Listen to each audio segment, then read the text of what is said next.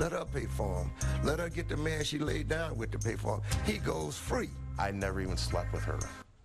It's happening to men across Michigan. They are being forced to pay child support as dads by default. Doesn't matter if the men can prove the children are not theirs. Michigan law makes them pay anyway. But tonight, 7 Action News reporter Kim Russell tells us that may be about to change. Most people think you either have to adopt or conceive a baby to become legally responsible for a child. Under Michigan law, that is simply not how it works. I was the father by default. These 4 men came to the 7 Action News studios to raise awareness. You could become dad by default. There are a couple ways it happens. Pastor Edward Mack says his previous wife had 3 children.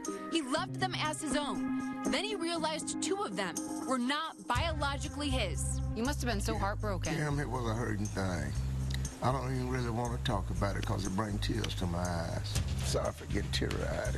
Pastor Mack says the betrayal led to divorce. He was shocked when the judge told him because he was married, he became dad by default. He had to pay support for another man's children. Let her pay for him. Let her get the man she laid down with to pay for him. He goes free. I never even slept with her. I got a lawsuit when I was young, and she basically just said, that's the money I'm going to get, and she got it. Reginald Whitlow, Anthony Sims, and Carnell Alexander have similar stories. They say women named them out of nowhere. In 2014, 7 Action News told Carnell's story and found the mother. She said she was told in order to get welfare benefits, she needed to name a father.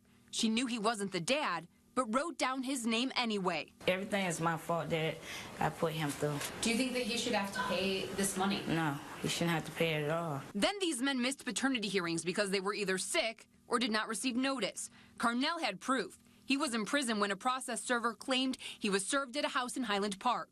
When they didn't show up at court, a judge ruled them dads by default. They then missed their chance to challenge it with DNA evidence by the court deadline because they couldn't find the women and children. They wouldn't give me her address because it was confidential. These men all eventually got DNA tests backing their stories.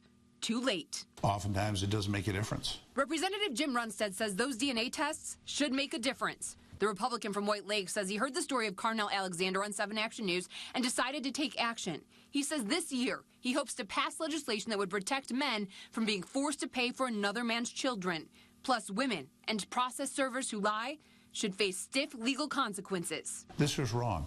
Deceiving and lying and obligating people who are not supposed to be obligated to pay bills is wrong. These men don't just want the law changed to protect others. They want compensation. I'm getting garnished. I'm getting thrown in jail. I'm getting felony charges. You have taken our lives. Change that law. Representative Runstead says he has written 5 draft bills that aim to prevent such fraud, protecting both men and children. He says he plans to introduce them within the next month. Kim Russell, 7 Action News. We'll see what happens. A lot of people weighed in on Facebook on that one. All right, let's turn to the weather now. A severe storm threat is taking aim at Metro